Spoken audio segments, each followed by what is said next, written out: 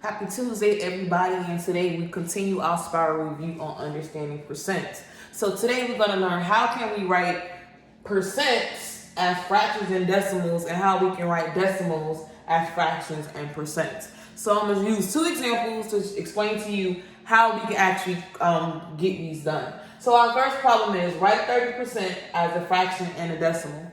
As we know, a percent compares a number to 100. So 30% is really saying 30 out of 100.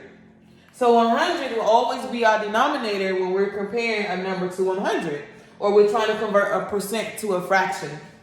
So the percent itself will be your numerator, and then the bottom number is 100 because that is the whole, or out of 100. Because numbers are always, a percent is always compared to 100. So, how do we now make this an equivalent fraction? So remember, when we're doing fractions, we always want to simplify it. So 30 over 100 is simply, we can make this smaller. So what can we divide both the top and the bottom number by to make it small? We actually can divide both by 10, right? Both are able to be divided by 10. So 30 divided by 10 will give me 3. 100 divided by 10 is going to give me 10.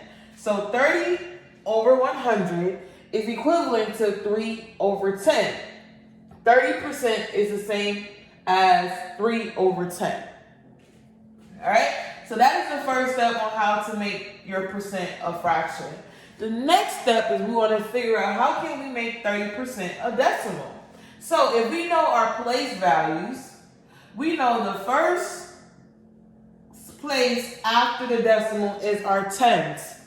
We know the second place after our decimal is the hundreds. So we need to make sure our number is in the hundreds. So we have 30. So we have 3 will go in the tens. 0 will go in the hundreds. So 30% written as a decimal is 0.30 or 30 hundredths, right? Now, what if I want to write 3 over 10 as a decimal? So, mind you, this is 100, so we need it has 2 zeros, so we need 2 numbers after the decimal.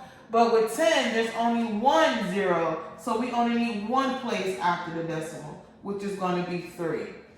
So, again, to write 30% as a fraction and a decimal, 30 over 100, because this percent is being compared to 100, so that's 30 over 100. You always want to make sure you simplify your fraction. So 30 over 100 can be broken down to 3 over 10.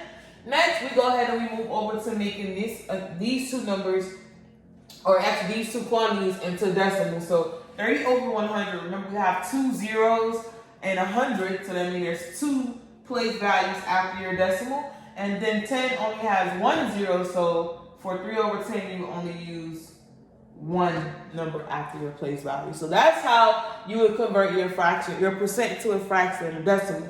But what if you start with the decimal? How do you change that to a fraction and a percent? You do the same thing we did at the top. We just do it in reverse order. So we have 10. We're going to start with 10 as a decimal. So this is saying 10 hundredths, right? So this is really saying 10 over 100. Because this is 10 hundredths. So this is 2 zeros. We have 2 numbers after our place value. So we know we're dealing with the hundredths place. And our number is 10. So 10 over 100. This can also be broken down to an equivalent fraction. So what can we divide the top and the bottom by to make this smaller? We can actually divide, we can still use 10. We can divide the top and the bottom by 10. So 10 divided by 10 is 1. 100 divided by 10 is 10. So we have 1/10. So 10 over 100 is equivalent to 1 over 10. So those are 2 fractions we can actually use when we're trying to change 0.10 or 10 hundredths to a fraction. Now, how do we change this to percent? So if this is 10 out of 100 or 10 hundredths, we know that our percent is going to be 10%. Right? Because this number is being compared to 100. So 10%. Same thing over here. If this 1 is being compared to 10, so that's simply 1%.